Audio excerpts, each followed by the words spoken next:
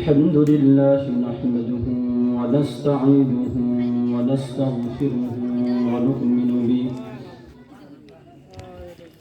ونتوكل عليه ونعوذ بالله من شرور أنفسنا ومن سيئات أعمالنا من يهده الله فلا مضل له ومن يضلله فلا هادي له وأشهد أن لا إله إلا الله وحده لا شريك له وأشهد أن سيدنا ومولانا محمدا عبده ورسوله أرسله بالحق بشيرا ونذيرا وداعيا إلى الله بإذنه وسراجا منيرا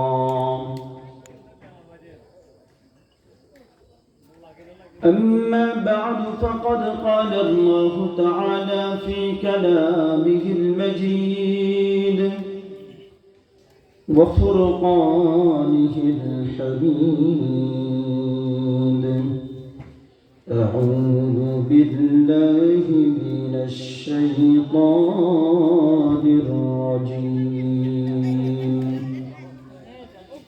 بسم الله الرحمن الرحيم ومن يطع الله والرسول فأولئك مع الذين أنعم الله عليهم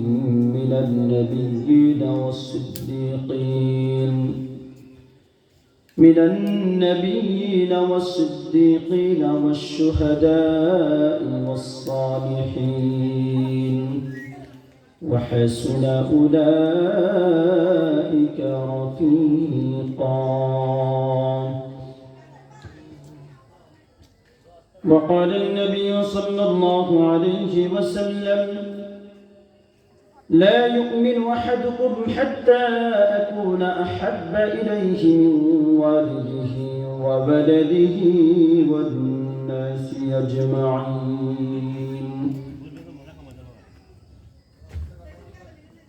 صدق الله مولانا العظيم وصدق رسوله النبي الكريم ونحن على ذلك لمن الشاهدين والشاكرين والذاكرين والحمد لله رب العالمين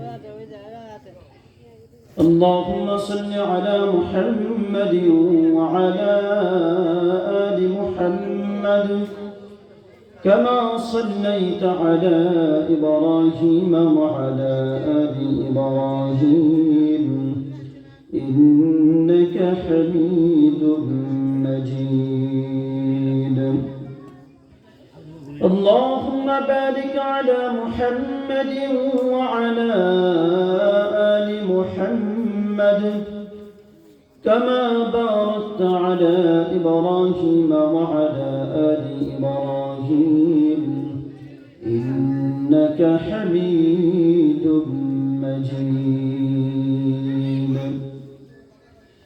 سبحانك لا علم لنا إلا ما علمتنا إنك أنت العليم الحكيم كونين كمختار خدا تمको बनाया कौनैन मुख्तार खुदा तुमको बनाया उम्मत की निगाहबाज खुदा तुमको बनाया उम्मत की निगाहबान खुदा तुमको बनाया। ला इलाहा इल्लल्लाह, ला इलाहा इल्लल्लाह, ला इलाहा इल्लल्लाह, ला इलाहा इल्लल्लाह, ला इलाहा इल्लल्लाहु मुहम्मदुर রাসূলুল্লাহ সাল্লাল্লাহু আলাইহি ওয়াসাল্লাম। ধানুরা উত্তরপাড়া জামে মসজিদের উদ্যোগে তাফসীর কোরআন মাহফিলের সম্মানিত সভাপতি, আজকের এই তাফসীর কোরআন মাহফিলের প্রধান আলোচক বিশিষ্ট আলেম দ্বীন হযরত মাওলানা ফজলে ইলাহি সাহেব পীর সাহেব জানি এবং বিশেষ আলোচক মুফতি আব্দুল ফারুক ঢাকা এবং মুফতি নিসারউদ্দিন সাহেব দামাত বরকাতুহুল আলিয়া, আমার সামনে উপবিষ্ট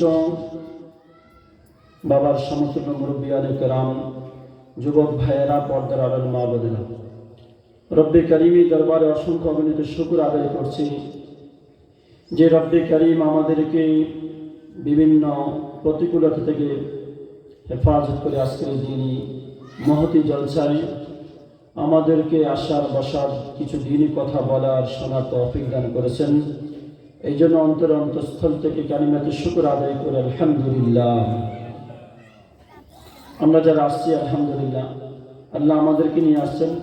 কষ্ট করে একটু সামনের দিকে আগে চলে আসে, যারা পেছনে বসছি সামনের দিকে আগে চলে আসে, আর যারা বাহিরে এখনো চার দোকানে আছি, আজকের এই মাহফিল তাফসীরুল কোরআন মাহফিল, এটা কোনো ওয়াজ দোকানের মাহফিল নয়। দোকানের মাহফিল কি বলেন? দোকান দেওয়ার জন্য আজকের আয়োজন। তাহলে আমরা যদি দোকানের আয়োজন করে থাকি, দোকানে থাকবো, মাহফিল বন্ধ করে দিতে হবে। আর যদি মাহফিলের উদ্দেশ্যে আজকের আয়োজন হয়ে থাকে, তাহলে দোকান পাটে যা আমাদেরকে বন্ধ করে দিতে হবে, ঠিক কিনা বলেন? দোকানের প্রতি আমাদের এত ঝোঁক। আমি আসতে দেখলাম এটা মনে হয় ওয়াজ দোকানের মাহফিল হয়ে গেছে। এত দোকান রাস্তাঘাট বন্ধ করে দিয়েছে, দুঃখজনক ব্যাপার। মেলার মতো হয়ে গেছে। আমাদের ওয়াজ মাহফিলগুলো হেদায়েতের জন্য, আর আমাদের ওসিলা তারা ব্যবসা করে, মূর্তির ব্যবসা করে, পুতুল বিক্রি করে, প্রাণীর ছবি বিক্রি করে, বাঁশি বিক্রি করে। এই সমস্ত জিনিস কেনা যায় যাচ্ছে কিনা বলেন? কিনলে কি হবে? গুনাহ হবে। ওরা আমাদের ওসিলা করে প্রাণীর বেলুন বিক্রি করে, মাছের, তিমির, এগুলা কিনাও না যায়, বিক্রি করাও না যায়, ঘরে আনো গুনাহের কাজ। আল্লাহ পাক আমাদের সবাইকে হেদায়েত দান করে সকলে বলে আমিন। কালামুল্লাহ থেকে একটা আয়াতে কারিমা তেলাওয়াত করলাম। রাসূল পাক সাল্লাল্লাহু আলাইহি ওয়াসাল্লামের অসংখ্য অগণিত হাদিস থেকে একটি হাদিস শরীফ পাঠ করলাম। আল্লাহ তাআলা যেন কিছু কথা বলার ইখলাসের সাথে আমাদের সবাইকে শোনার, আমল করার তৌফিক দান করে সকলে বলে আমিন।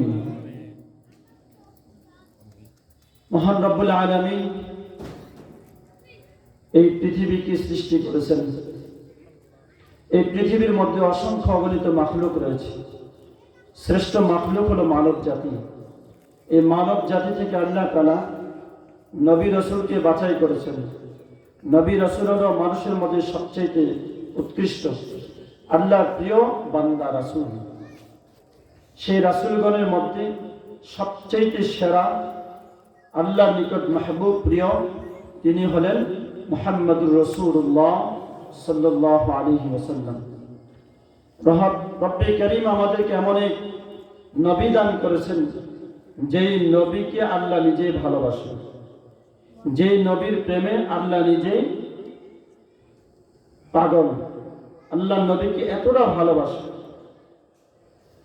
আল্লাহ শুধু ভালোবাসে এরকম, আমাদের নবীকে জিবরাইল ভালোবাসে, মিকাইল ভালোবাসে, ইসরাফিল ভালোবাসে, আজরাইল ভালোবাসে, সমস্ত ফেরেশতারা ভালোবাসে, আসমান ভালোবাসে, জমিন ভালোবাসে, যত বৃক্ষরাজি আছে নদী, গাছপালা, তরুলতা, যত কীট পতঙ্গ আছে সব কিছু আমাদের নবীকে ভালোবাসে।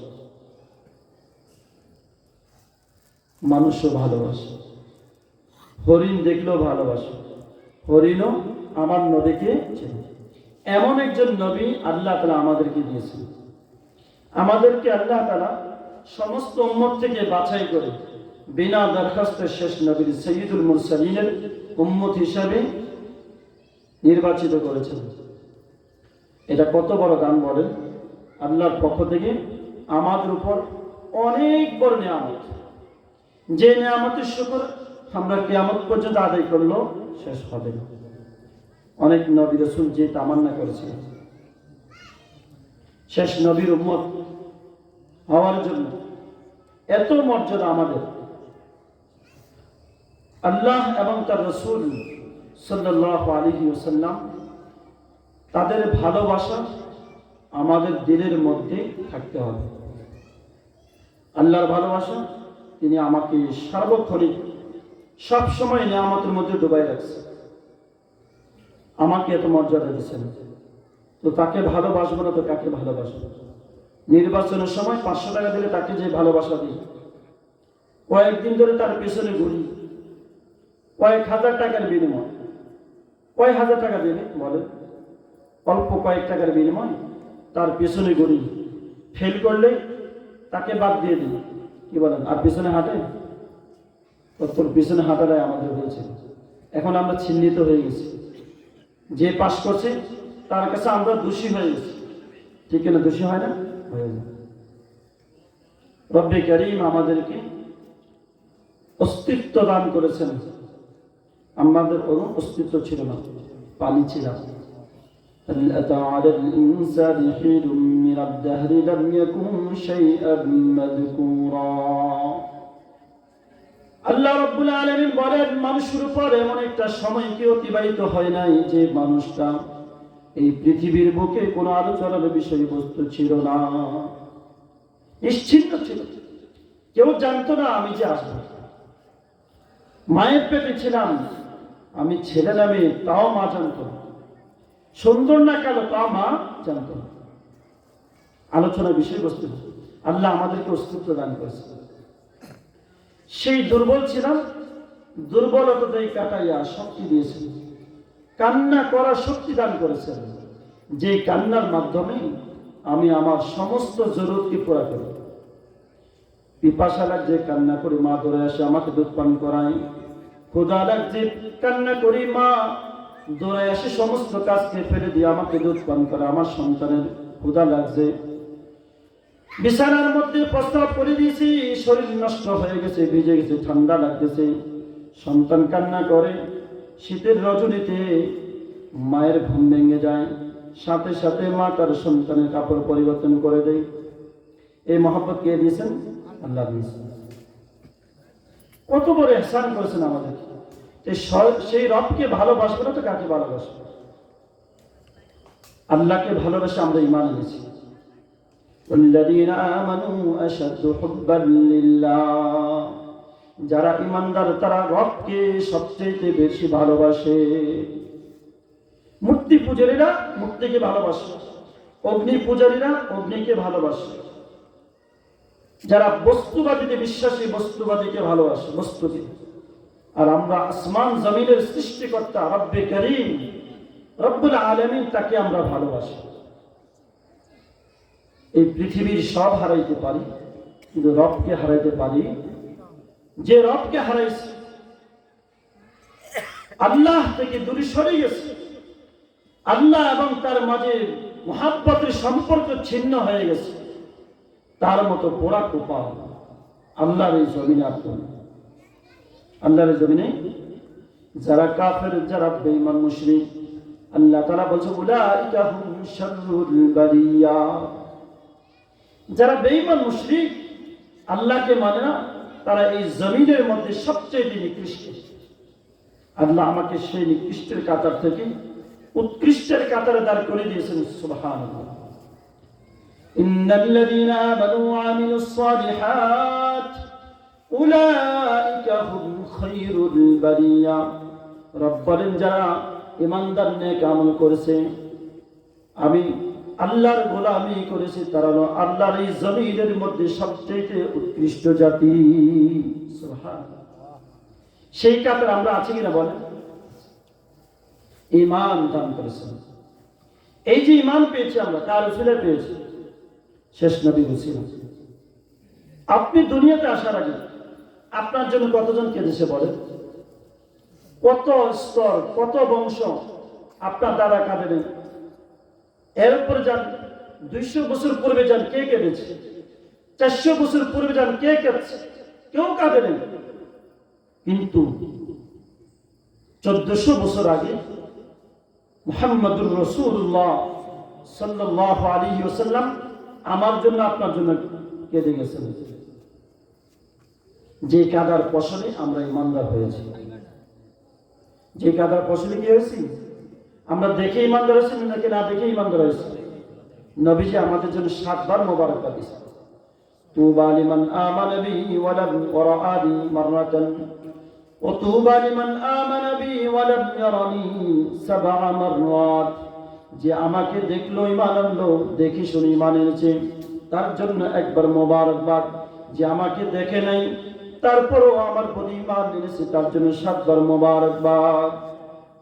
সেই উম্মত আমরা, সেই উম্মত আমরা যেই নবীর দান্দার মোবারক শহীদ হয়েছে দিন প্রচারের জন্য, যেই নবীর শরীরে মুসা মাসি বসা হারাম ছিল, সেই নবী মক্কার অলিতে গলিতে যখন দাওয়াতের কাজ করেছেন, কাফের মুশরিকরা শরীর মোবারক, চেহারা মোবারক, এত আলোকিত একটা চেহারা, নূরে মুনাব্বার, এমন একটা চেহারার মধ্যে থুতু মারতে পারছে। কেউ থুতু মারছে, কেউ বাড়ি মারছে, পুরা চেহারাটা কাদাযুক্ত হয়ে গিয়েছে। বিকাল বেলায় রাসূল পাক সাল্লাল্লাহু আলাইহি ওয়াসাল্লামের বেটি কন্যা সন্তান পানি নিয়ে আসতো, চেহারাকে ধৌত করতেন আর কন্যাকে সান্ত্বনা দিতেন। বেটি, তোমার বাপের উপর কেউ হামলা করবে, আকস্মিক হত্যা করবে, এটা আশঙ্কা করিও না। সেই নবীর ভালোবাসা আমাদের অন্তরে কি পরিমাণ থাকা ছিল। নবী ভালোবাসা ছাড়া ইমানদার হওয়াই অসম্ভব। আল্লাহ এবং তার রাসূলের ভালোবাসা ছাড়া ইমানদার হওয়াই কি? এই পৃথিবীর মধ্যে যত মাখলুক আছে সবার চাইতে আল্লাহ এবং তার রাসূলকে ভালোবাসতে হবে। আল্লাহ এবং তার রাসূলের ভালোবাসা আমার কাছে সবচেয়ে বেশি থাকতে হবে। যদি বেশি ভালোবাসা না থাকে, এখন আমি পূর্ণাঙ্গ ইমানদার হতে পারি।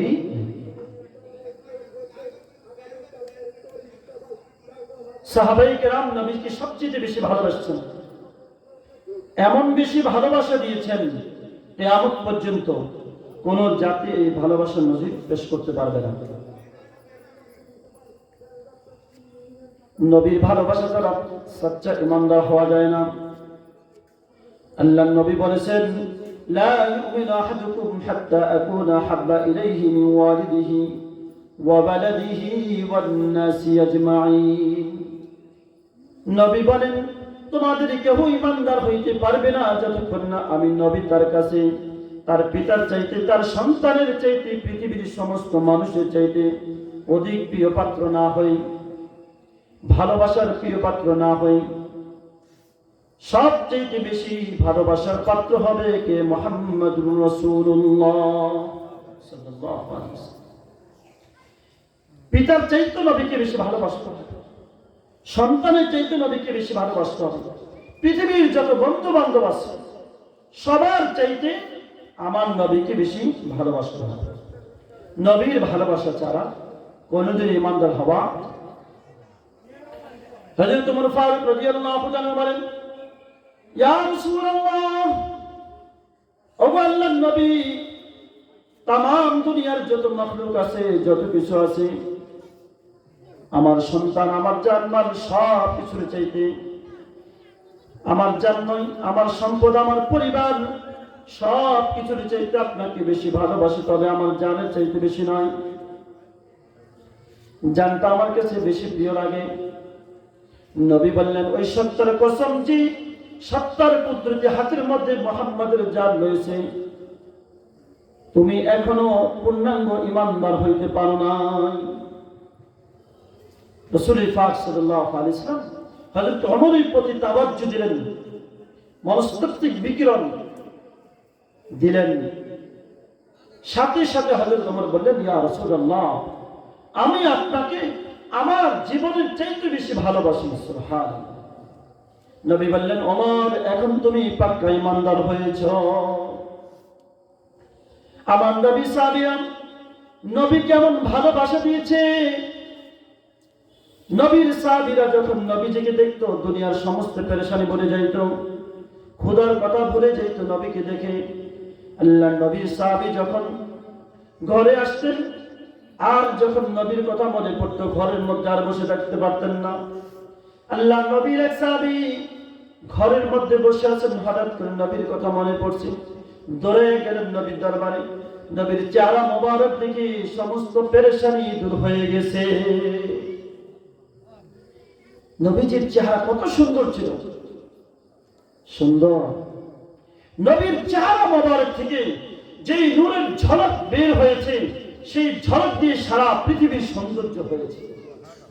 মূল সৌন্দর্য তো নবীর চেহারায় রয়ে গেছে। তামাম দুনিয়ার সৌন্দর্যের পাগল হয়েছে আমরা।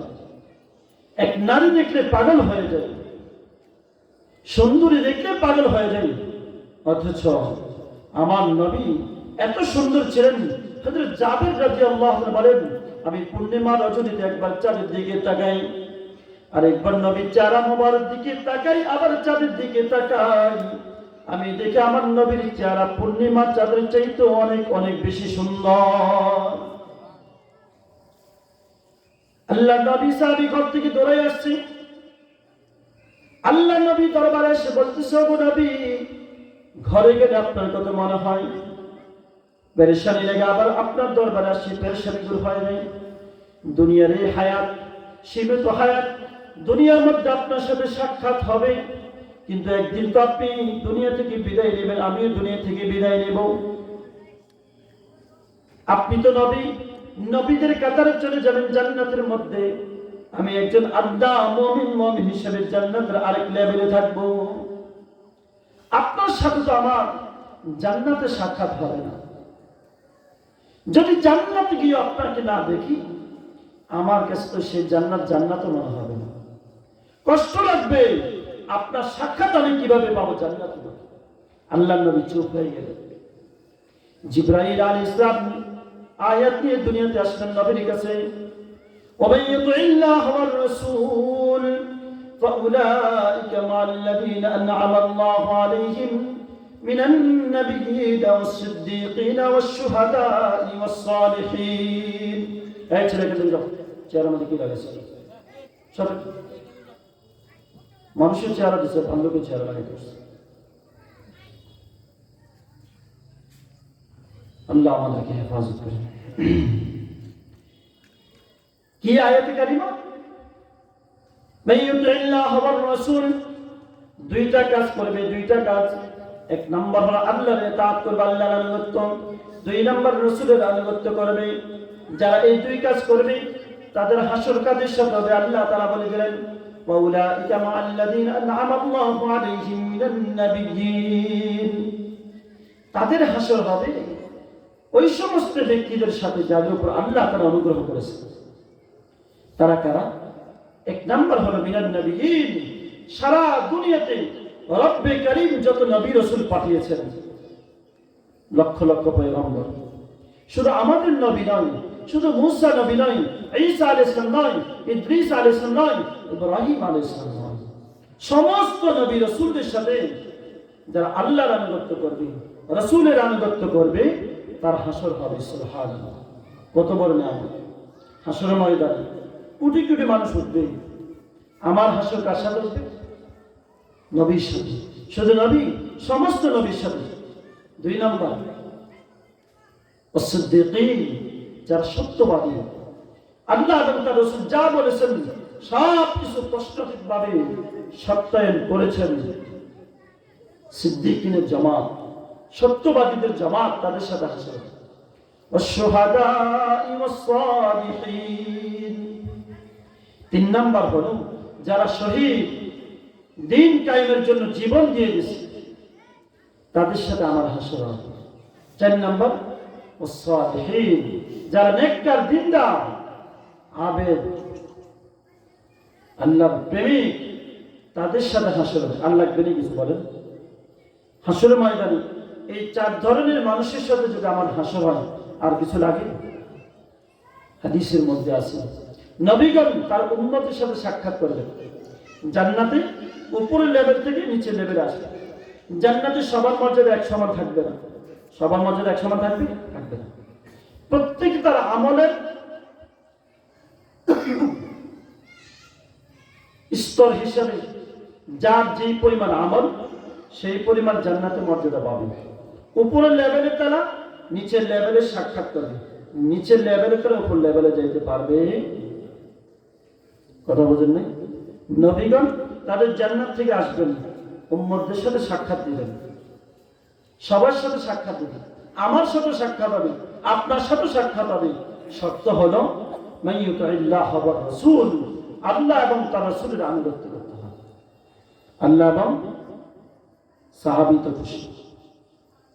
আরেক সাহাবী বলতেছে মাতাসা, ও আল্লাহর নবী কিয়ামত কখন হবে বলে দেন। فقال ويلك ما أعددت لها, নবী বললেন তোমার জন্য ধ্বংস। আদর করে বলছে তুমি কিয়ামত কখন হবে এটা কেন প্রশ্ন করলাম? কিয়ামতের জন্য তুমি কি আমল, কি প্রস্তুতি নিয়েছো? কি নিয়েছো তুমি?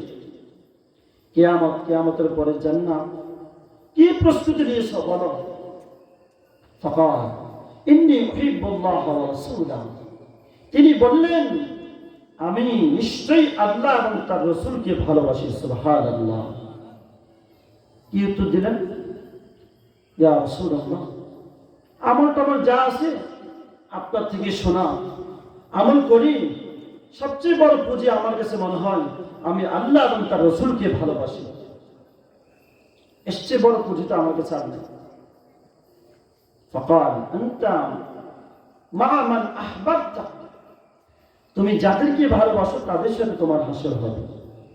হযরত আনাস রাদিয়াল্লাহু আনহু বলেন আল্লাহর নবীর এই ইরশাদের পরে সাহাবায়ে কেরাম ইসলাম গ্রহণের পরে আর কোন ঘোষণা দেওয়ার চেয়ে বেশি খুশি হয়নি। কারণ সাহাবায়ে কেরাম এই ঘোষণা শুনে এতটা খুশি হয়েছেন যে আমরা নবীকে এত ভালোবাসি, আশা করি ইনশাআল্লাহ আমাদের হাসর নবীর সাথে হবে। আল মা'রু মা মান আহাব্বা, ব্যক্তি যাকে ভালোবাসে তার সাথে হাসর হবে। আমাদের ভালোবাসার পাত্র কে হবে? আল্লাহ এবং তার রাসূল। তাহলে নবীজি বলেন তোমাদের কেউ পাক্কা ঈমানদার হতে পারবে না যতক্ষণ না আমি তার পিতার চেয়ে তার কাছে অধিক প্রিয় পাত্র হব। আসেন না সাহাবায়ে কেরাম?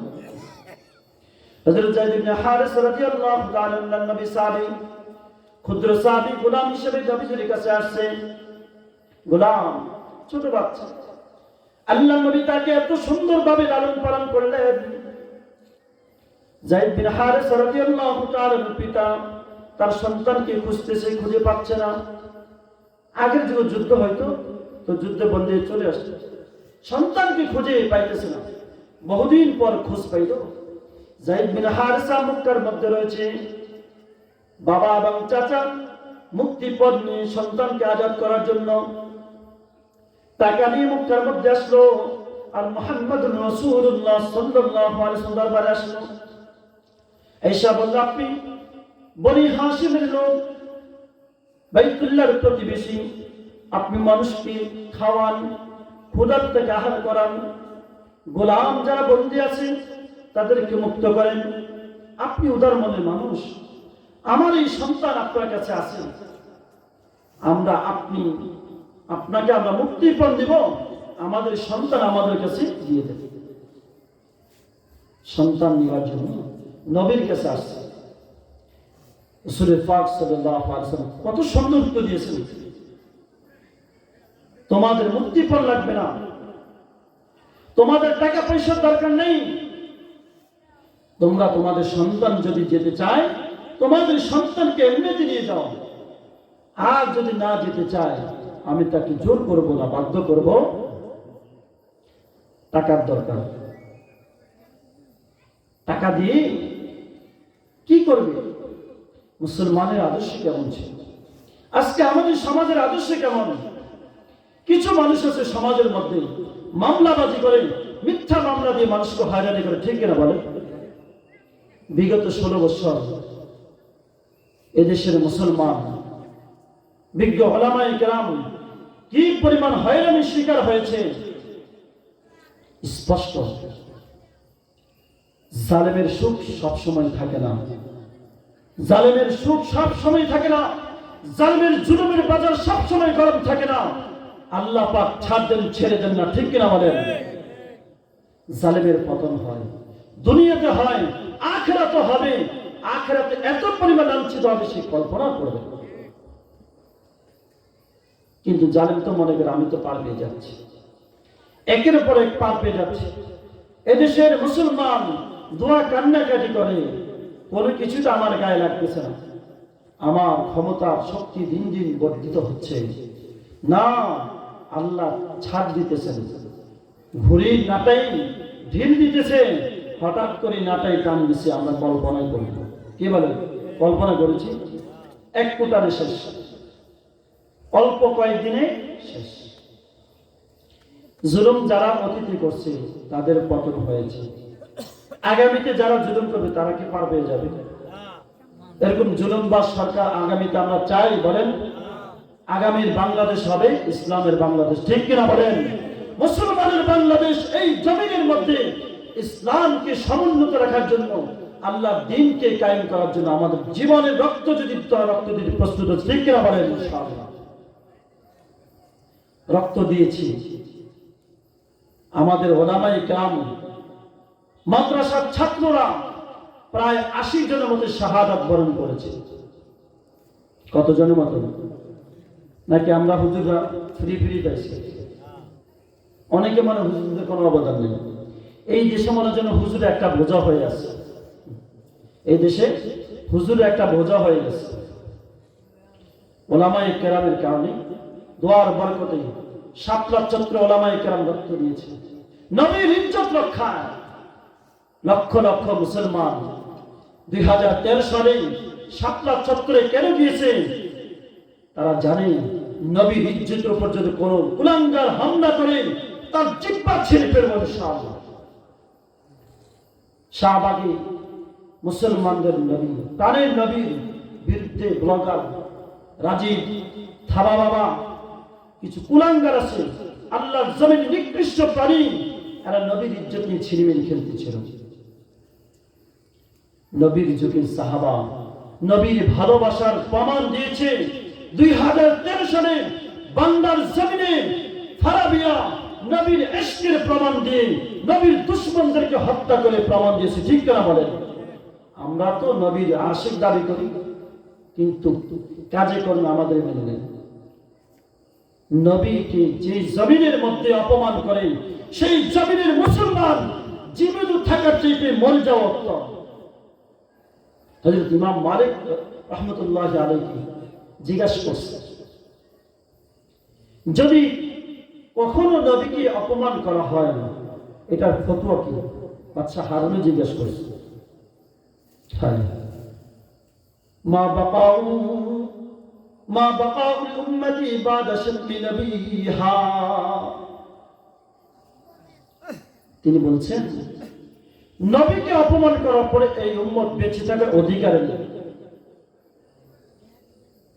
আমাদের নবীকে যে জমিনে অপমান করা হবে সেই এলাকার মুসলমান বেঁচে থাকার অধিকার নেই তাদের। কিসের মুসলমান? নবীর দুশমনকে এখনো হত্যা করতে পারে না। নবী বলেছেন, মান সাব্বা নবিয়্যান ফাকতুলহু, যে নবীকে গালি দিবে তাকে হত্যা করো। ওমান সাব্বা আসহাবি ফাদরিবহু, যে আমার সাহাবীকে গালিগালাজ করে তাদেরকে প্রহার করো। এটা ছিল নবীর হাদিস, নবীর ভালোবাসা। হযরত যায়েদ বিন হারিসা রাদিয়াল্লাহু তাআলা, আল্লাহ নবী তাকে ডাক দিলেন, ও যায়েদ সামনে আসো। আর জিজ্ঞেস করলেন, এদের কি তুমি চেনো নি? যায়েদ বিন হারিসা বলে, আমি চিনি, ইনি আমার আব্বা, ইনি আমার চাচা, আমি চিনি, ওনার আমার বাবা চাচা। বললেন, চলো আমাদের সাথে চলো।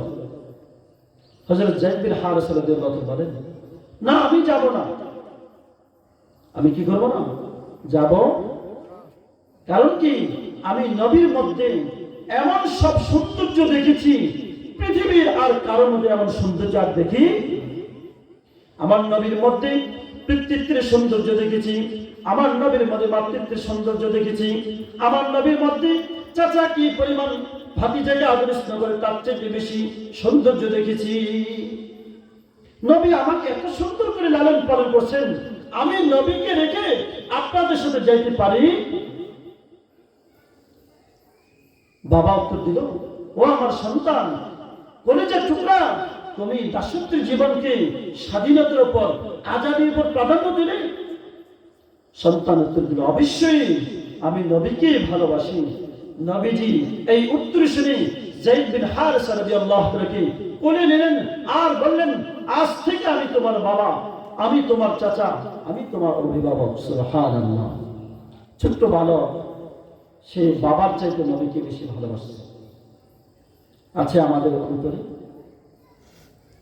লা ইউমিনু আহাদুকুম হাত্তা আকুনা আহাব্বা ইলাইহি মিন ওয়ালিদিহি। বাবার চাইতে সন্তানের অন্তরের মধ্যে মহাব্বত নবীর প্রতি বেশি ছিল। সন্তানের চাইতে তো বেশি হতে হবে। সন্তানের চাইতে বাবার অন্তরে নবীর প্রতি ভালোবাসা সবচেয়ে বেশি হতে হবে। হযরত আবু বকর সিদ্দিক রাদিয়াল্লাহু তাআলা আনহু, খলিফাতু রাসূলিল্লাহ সাল্লাল্লাহু আলাইহি ওয়াসাল্লাম, আল্লাহর নবীর খলিফা ছিলেন। বদরের যুদ্ধের পরে হযরত আবু বকর সিদ্দিক রাদিয়াল্লাহু তাআলা আনহুর সাথে সন্তানের সাথে সাক্ষাৎ হয়। সন্তান এখনো মুসলমান হয় নাই। সন্তান বাবাকে বলে, বাবা, বদরের যুদ্ধের মধ্যে আমি তোমাকে হত্যা করার জন্য অনেকগুলো সুযোগ পেয়েছি, তবে তুমি যে আমার বাবা, জন্মগত বাবা, এই জন্য আমি তোমাকে হত্যা করি না। কত সুন্দর উত্তর! সুযোগ পাইছে বাবাকে হত্যা করার জন্য, কিন্তু বাবাকে হত্যা করেনি। হযরত আবু বকর সিদ্দিক রাদিয়াল্লাহু তাআলা কি উত্তর দিলেন? সন্তানের মহব্বত দেখে সন্তানের প্রতি আর দুর্বল হওয়ার কথা ছিল। কি বলেন? আমার সন্তান আমাকে হত্যা করে নাই, আমি তো প্রাণে বেঁচে গেছি, তাহলে তো এই সন্তান অনেক ভাগ্যবতী সন্তান, ভালো সন্তান,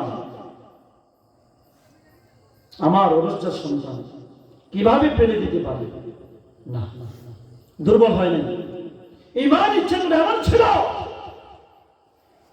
যে উত্তর দিয়েছে আমাদের জন্য শিক্ষার ব্যাপার রয়েছে। আবু বকর সিদ্দিক বলেন, ও আমার সন্তান, খুব মনোযোগ দিয়ে শোনো, তুমি তো কয়েকবার সুযোগ পেয়েছো, আমি যদি একবার সুযোগ পাইতাম তোমাকে আমার তরবারি দ্বারা দ্বিখণ্ডিত করে দিতাম। একবার যদি সুযোগ পাইতাম, বেশি দরকার ছিল না, কারণ তুমি আমার নবীর বিরুদ্ধে যুদ্ধ করতে বদরের ময়দানে গিয়েছ, যে নবীকে আমি সবচেয়ে বেশি ভালোবাসি, এই নবীর বিরুদ্ধে তুমি যুদ্ধ করতে গিয়েছ, তোমার মতো সন্তানের প্রতি আমার ভালোবাসা তিল পরিমাণ নয়। আমি নবী, তার নিকট তার সন্তানের চেয়ে বেশি ভালোবাসার পাত্র হতে হবে। হযরত আবু বকর সিদ্দিক রাদিয়াল্লাহু আনহু প্রমাণ দিলেন, ওয়ান্নাসি আজমাইন,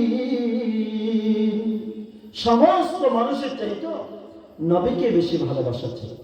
নবীর সাহাবীরা কি পরিমাণ ভালোবাসতে জানেন? কি পরিমাণ মহব্বত! হযরত উরওয়া ইবনে মাসউদ সাকাফি রাদিয়াল্লাহু তাআলা আনহু, তিনি যখন মুসলমান হন নাই, আল্লাহর নবী দরবারে গেলেন একটা প্রয়োজনে, গিয়ে দেখে নবীর সাহাবীরা, মুহাম্মদের অনুসারীরা তাকে এত পরিমাণ ভালোবাসে।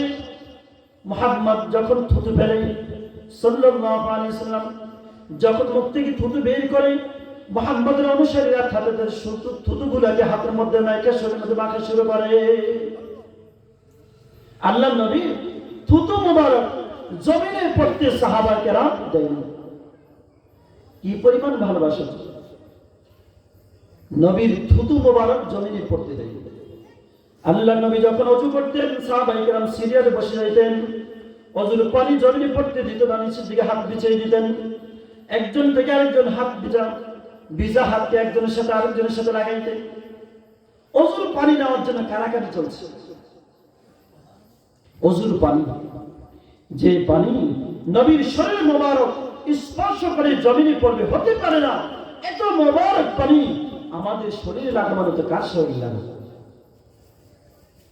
রাসূল পাক সাল্লাল্লাহু আলাইহি ওয়াসাল্লাম যে রাস্তা দিয়ে হাঁটতেন, কোন ব্যক্তি যদি পিছনে যাইতো বুঝতে পারত মুহাম্মদ সাল্লাল্লাহু আলাইহি ওয়াসাল্লাম এই রাস্তা দিয়ে পুরো রাস্তা দীর্ঘ সময় পর্যন্ত সুগন্ধিত হতো। সুবহানাল্লাহ। পৃথিবীর মধ্যে এমন একটা মানুষ দেখান যেই মানুষটা হেঁটে গেলে সুগন্ধিত হয়, সুগন্ধময় হয়। আছে পৃথিবীতে কেউ এমন কোন ব্যক্তি আছে? আপনার স্ত্রী? হ্যাঁ, আমাদের স্ত্রী সুগন্ধি লাগায় কিনা? লাগাইয়া রাস্তা রাস্তায় হাঁটে। সুগন্ধি ব্যবহার করে মহিলারা রাস্তায় হাঁটলে জিনার গুনাহ হয়। কিসের গুনাহ হয়? জিনা করলে যে গুনাহ হয়, এই গুনাহ হয়। সুগন্ধি ব্যবহার করতে পারে মা বোন, কিন্তু ঘরের মধ্যে। কোথায়? ঘরের মধ্যে মাহরাম পুরুষের জন্য, বেগানা পুরুষের জন্য সুগন্ধি ব্যবহার করা কি নাই? জায়েজ। এখন সন্তান স্কুলে যাবে, সন্তান কোথায় যাবে? স্কুলে যাবে। মা তার সন্তানকে নিয়ে স্কুলে যাবে, সন্তান সাজে না, মা সাজা শুরু করে দিচ্ছে। প্রতিদিনই সাজ্য হয়ে ওনার কি কাহিনী! আপনার তো সাজার দরকার কি? বাজারে যাবেন, সেখানে সাজতে হবে কেন? দাওয়াতে যাবেন, স্প্রে করে যেতে হবে কেন? রাস্তা দিয়ে হাঁটবেন না আপনি? আমার নবী সাল্লাল্লাহু আলাইহি ওয়াসাল্লামকে গাছপালা, পাহাড় পর্বত যারাই দেখতো, নবীকে দেখা মাত্র সালাম দিত। ফামা ইসতাকবালাহু শাজারুন ওয়ালা হাজারুন ইল্লা ক্বাল আসসালামু আলাইকা ইয়া রাসূলুল্লাহ। কোন গাছ বাকি নাই, কোন পাথর বাকি নাই। আরবে গিয়েছেন, পাথর আর পাথর, পাথরের পাহাড়। হেরাম শরীফে দেখবেন, ঢুকবেন তো নফাত দিয়ে ঢুকতে হবে, সুরঙ্গ পথে ঢুকতে হয়। পাথর দেখলে নবীকে সালাম দিত, আসসালামু আলাইকা ইয়া রাসূলুল্লাহ। গাছ দেখতো তো নবীকে সালাম দিত, আসসালামু আলাইকা ইয়া রাসূলুল্লাহ। কি পরিমাণ ভালোবাসা! নবী যখন চুল কাটতেন, বাবরি চুল ছিল সবসময়, তো চুলের ঘাড়ের নিচের দিকে চলে গেলে ওই অংশটুকু কেটে ফেলতেন। সাহাবায়ে কেরাম নবীর চুল মোবারক নেওয়ার জন্য প্রতিযোগিতা। কে নবীর চুল নেবে, কে নবীর নখ নেবে? শরীরের একটা অংশ জমিনে পড়তে দেয় না। জমিনে আমার মামা মুফতি আব্দুস সালাম সাহেব, ফরিদাবাদ মাদ্রাসার মুহাদ্দিস মুফতি, তিনি এক ঘটনা বর্ণনা করেছেন। সাউথ আফ্রিকায় নবীজির চুল মোবারক, নবীজির চুল মোবারক এক গ্লাসের মধ্যে রাখছে, এক ব্যক্তির কাছে আসছে। তো ওই ব্যক্তি ভাবলো, নবীর চুল মোবারক এভাবে থাকবে, আমার কাছে খুব কষ্ট লাগলো, আমি এই চুল মোবারকটাকে সুগন্ধি দ্বারা সুগন্ধময় করব। একটা কাছের ভিতরে রেখে আর সুগন্ধি করে, সুগন্ধি পরিবেশে রাখে, এই নিয়ত করছে। এই নিয়ত করে পরের দিনে দেখে সে পুরা ঘর সুগন্ধময় হয়ে গেছে। ওই চুল মোবারক এখনো আছে, ওটার কারণে পুরা ঘরে সুগন্ধিময় হয়ে গেছে। নবীর চুলের মধ্যে এত ঘ্রাণ। সেই 1400 বছর পরে নবীর চুলের মধ্যে, চুল মোবারক যদি এত সুগন্ধ থাকতে পারে, নবীর প্রত্যেকটা সুন্নতের মধ্যে কি পরিমাণ নূর রয়েছে চিন্তা করেন।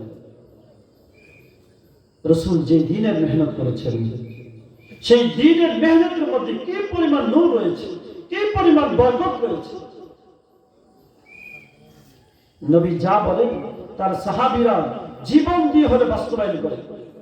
রুয়া বিন মাসউদ আস-সাকাফি রাদিয়াল্লাহু আনহু, তিনি এই অবস্থা দেখে কাফেরদের কাছে গিয়ে বলে, আমি এই পৃথিবীর অনেক রাজা বাদশার দরবারে গিয়েছি, তার প্রজারা তাকে এই পরিমাণ সম্মান করে না, যেই পরিমাণ সম্মান মুহাম্মদের অনুসারীরা তাকে করে থাকে। এত ভালোবাসা কি দেখেছে!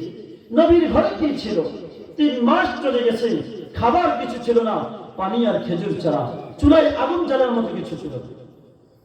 এমন নবী, তাকে ভালোবেসে সাহাবায়ে কেরাম। বাবা শহীদ হয়েছে, সন্তান শহীদ হয়েছে, ভাই শহীদ হয়েছে, স্বামী শহীদ হয়েছে, সব কিছু খবর ভুলে নবী কেমন আছে সেই খবরে বিভোর হয়ে আছে। উহুদের যুদ্ধের মধ্যে মুসলমানদের মধ্য থেকে 70 জন সাহাবী শহীদ হয়ে গেছে। কতজন? 70 জন। হঠাৎ খবর আসলো মুহাম্মদুর রাসূলুল্লাহ সাল্লাল্লাহু আলাইহি ওয়াসাল্লামকে শহীদ করে দেওয়া হয়েছে। মদিনা শরীফ থেকে মসজিদে নববী থেকে উত্তর দিকে তাকাইলে উহুদের পাহাড় দেখা যায়। উহুদের পাহাড়, নবী সেই পাহাড়ের ব্যাপার বলছেন, আমরা এই পাহাড়কে ভালোবাসি, পাহাড় আমাদেরকে ভালোবাসে। খবর আসলো নবীকে শহীদ করা হয়েছে। আনসারী এক মহিলা ছুটে চলল, নবীকে শহীদ করা হয়েছে। ঘরে বসে সহ্য করতে পারলেন না, ঘর থেকে দৌড় দিলেন, সামনে গেলেন, একজনের সাথে সাক্ষাৎ হইল, জিজ্ঞেস করেছে আমার নবী কেমন আছে? ওই ব্যক্তি বলল তোমার স্বামী শহীদ হয়ে গেছে।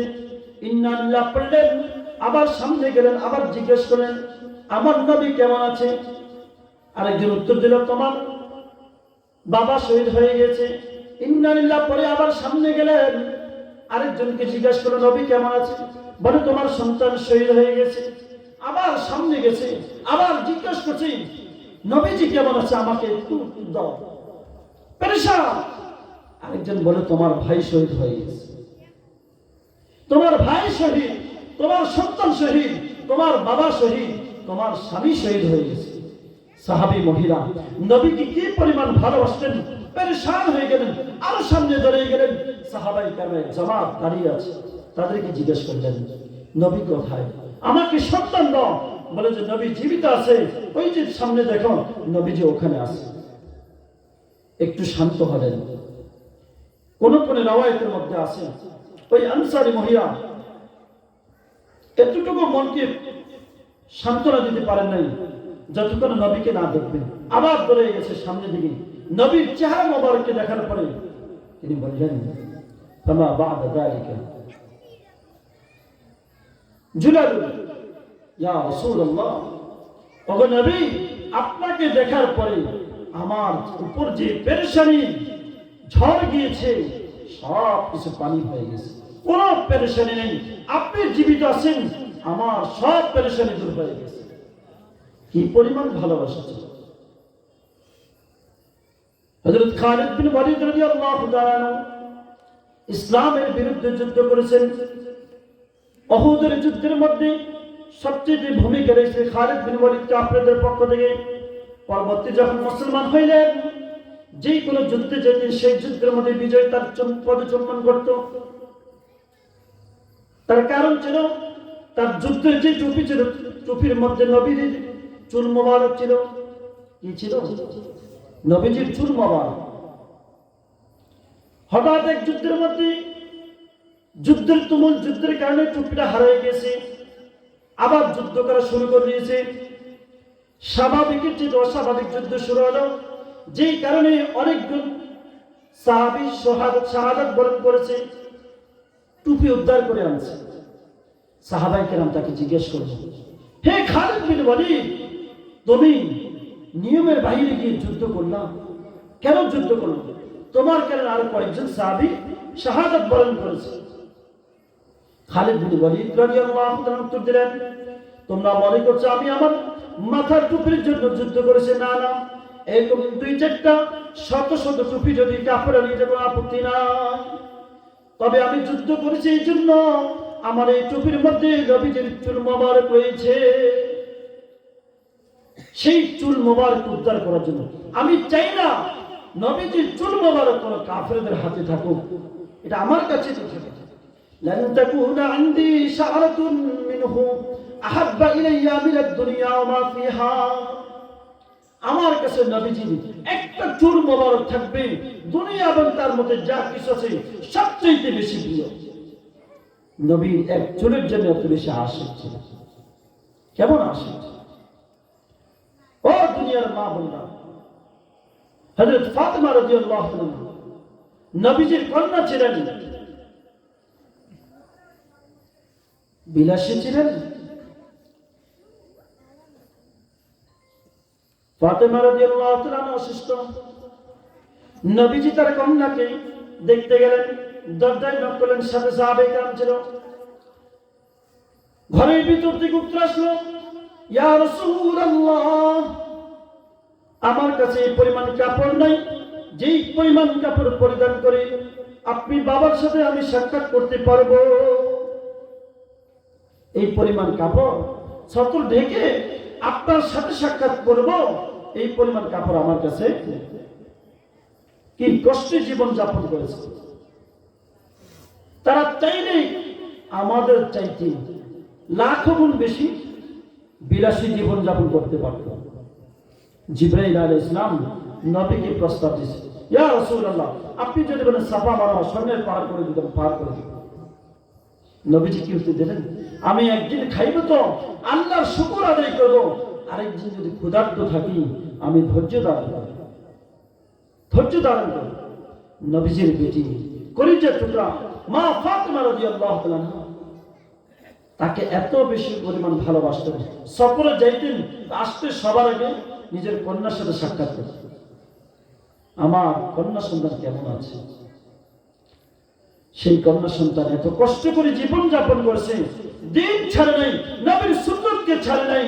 নবীজি ঘোষণা দিলেন, সাইয়্যিদাতুন নিসা আহলিল জান্নাহ, ফাতেমা সমস্ত জান্নাতি মহিলাদের সর্দার। আপনি মেহনত করেন, ঈমানের উপর চলেন, আমলের উপর চলেন, 5 ওয়াক্ত নামাজ পড়েন, পর্দা প্রসূত মতো চলেন, হালালের উপর চলেন, জায়েজ নাজায়েজ বেঁচে চলেন, ইনশাআল্লাহ জান্নাত আপনার জন্য অপেক্ষা করবে। জান্নাতে যত হুর গেলমান হবে, জান্নাতি সমস্ত একজন স্বামীর যত স্ত্রী থাকবে, হুর থাকবে, সকলের সর্দারনি হবেন আপনি। একজন স্বামীর স্ত্রী জান্নাতি সমস্ত হুরদের কি হবে? সর্দারনি হবে।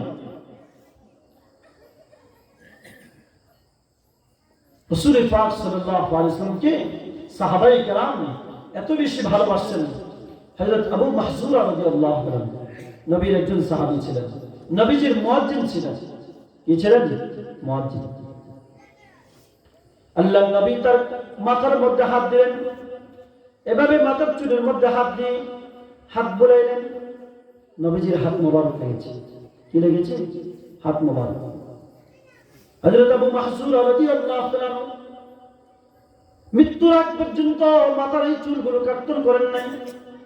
আমার এই চুলগুলোর মধ্যে নবীজির এত সুন্দর হাত লেগেছে, চুলগুলো আমি কর্তন করব না।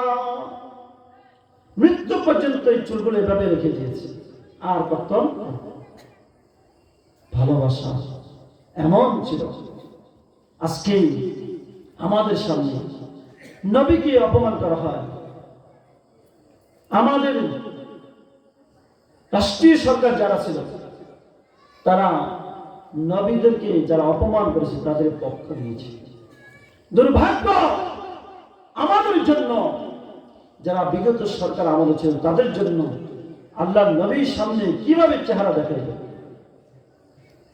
সেই 13 সালে নবীর দুশমনদেরকে যারা হত্যা করেছে, থাবা বাবা রাজীব, নবীর দুশমনদেরকে যারা হত্যা করেছে, নবীর সত্যবাদী আশিকিনদেরকে বাংলার জমিনে এখনো জেলখানায় বন্দী রয়েছে। আমাদের মতো পোড়া কপাল তাওহীদি জনতা আমরা এখনো জেলখানার বাহিরে বিলাসী জীবন যাপন করতেছি। আমাদের মতো পোড়া কপাল আল্লাহর এই জমিনে আর কেউ হতে পারে? আমরা এখন তাদের উদ্ধার করতে পারি। তাদেরকে মামলা দিয়েছে, জঙ্গি মামলা। তাদেরকে জঙ্গি মামলা দিয়ে সন্ত্রাসী সাজে নবীর সত্যবাদী আশিকদেরকে সন্ত্রাসী আখ্যা দিয়ে জেলখানা দিনের পর দিন, বছরের পর বছর এখনো তারা মানবেতর জীবন যাপন করছে। কোন উকিল তাদের পক্ষে দাঁড়ায় না, কোন ব্যারিস্টার তাদের পক্ষে দাঁড়ায় না, খুনির পক্ষে দাঁড়ায়। যারা রাষ্ট্রের সম্পদকে নষ্ট করে, খেয়ানত করে, তাদের পক্ষে দাঁড়ায়, নবীর আশিকদের পক্ষে দাঁড়ানোর মতো উকিল খুঁজে পাওয়া মুসলিম কান্ট্রি। নবীর সত্যবাদী আশিক যদি হয়ে থাকে তারাই আছে। এমনও তথ্য আছে নবীর এই আশিকদের স্ত্রীদেরকে গোপনে ডেকে তাদের সামনে তাদের স্ত্রীদের সাথে স্ত্রীদেরকে র্যাপ করেছে, দর্শন করেছে। অসম্ভবের কিছু না। এই দেশে আলেমদের উপর কি পরিমাণ নির্যাতন হয়েছে আয়না ঘরে আমরা কিছুটা অনুমান করতে পেরেছি। আল্লাহ নবীর ভালোবাসা আমাদের অন্তরের মধ্যে সবচেয়ে বেশি থাকতে হবে। নবীর ভালোবাসা ছাড়া কোনদিন সচ্চা ইমানদার হওয়া যায়? এই ভালোবাসা শুধু মুখে বললেই হবে না। এই ভালোবাসা নবীকে আল্লাহ তাআলা যে উদ্দেশ্যে এই জমিনের মধ্যে প্রেরণ করছে, দ্বীনের মেহনতের জন্য, দ্বীনকে আল্লাহর জমিনে বুলন্দ করার জন্য আল্লাহ তাআলা যে রিসালাতের দায়িত্ব দিয়ে পাঠিয়েছেন, আল্লাহ ভোলা বান্দাগুলোকে আল্লাহর সাথে মিশিয়ে দেওয়ার জন্য, মিলাদের জন্য সেই মেহনত, সেই যে জামাতকে রেখে গেছে তারা মেহনত করেছে। এই মেহনত যদি আমরা আঁকড়ে না ধরি তাহলে নবীর সামনে কি চাওয়া যায়? দ্বীনের মেহনত বিভিন্ন ভাবে চলতেছে। কেউ পীরের লাইনে মেহনত করে, তাজকিয়াতুন নফস, আত্মশুদ্ধির মেহনত, সেটাও নবীজির মেহনত। তাবলীগ, এটাও নবীজির মেহনত। তেলাওয়াতে কোরআন, এটাও নবীজির মেহনত। বিধিবিধান শিক্ষা দেওয়া, সেটাও নবীজির মেহনত।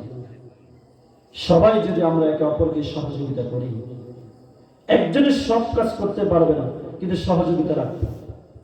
আপনি দ্বীনের ইকামতে দ্বীনের কাজ করেন, অসুবিধা নেই, কিন্তু আপনি যারা তাবলীগের মেহনত করে তাদেরকে সহযোগিতা করেন, তাবলীগ ওয়ালারা তাদেরকে সহযোগিতা করেন। যদি আপনার দ্বীনের কাজ হয়ে থাকে তাবলীগ ওয়ালারা সহযোগিতা করেন। তাআওয়ানু আলাল বিররি ওয়াত তাকওয়া, আল্লাহ বলেছেন তোমরা পরস্পর দ্বীনের কাজে, তাকওয়ার কাজে একে অপরকে সহযোগিতা করো। অতএব নবীর ভালোবাসা ওই সময় আমরা দাবি করতে পারবো, ভালোবাসার দাবিদার আশিক দাবি করতে পারবো তখনই যখন রাসূল করিম সাল্লাল্লাহু আলাইহি ওয়াসাল্লাম যে সুন্নাতগুলো রেখে গেছেন এই সুন্নাতগুলোর উপর আমল করা। এমন কোন মুহূর্ত নেই আমাদের জীবনে যে মুহূর্তের মধ্যে নবীজির সুন্নাত নেই। আপনি ঘুমাইতে যাবেন সেখানে নবীজির সুন্নাত আছে, খাইতে যাবেন সেখানে নবীজির সুন্নাত আছে। আমাদের সমাজে মুসলমানরা বাম হাতে খায় না, খায় কিনা বলেন? খায়, ইচ্ছা করে খায়, আবার অনিচ্ছা করে খায়। কিন্তু নবীজি বলছে শয়তান বাম হাতে খায়, শয়তান বাম হাতে খায়, আর মুসলমান ডান হাতে খাবে। চাই সেটা কাঁচা মরিচ হোক, ঝালমুড়ি খাইতেছেন, কাঁচা মরিচটা কিন্তু বাম হাতে চলে যায়, ঠিক না বলেন? কাঁচা মরিচ বাম হাতে চলে কেন? এটা সামনে রেখে দেন, প্রয়োজন হলে খাবেন, না হলে রেখে দেবেন। এক হাতে ঝালমুড়ি খাইলেন, আরেক হাতে কাঁচা মরিচ খাইলেন, তো শয়তান তো এক হাতে খাইয়ে দিয়েছে। অতএব সুন্নতের উপর আমল করার জন্য সুন্নতি কিছু বই আছে। একটা বইয়ের নাম বলবো, শেষ করে দিচ্ছি, কিতাবুস সুন্নাহ, মুফতি মনসুরুল হক সাহেব দামাত বারাকাতুহু। এই বইটা কিনবেন ইনশাআল্লাহ। অনেকগুলো সুন্নত, প্রত্যেকটা সুন্নত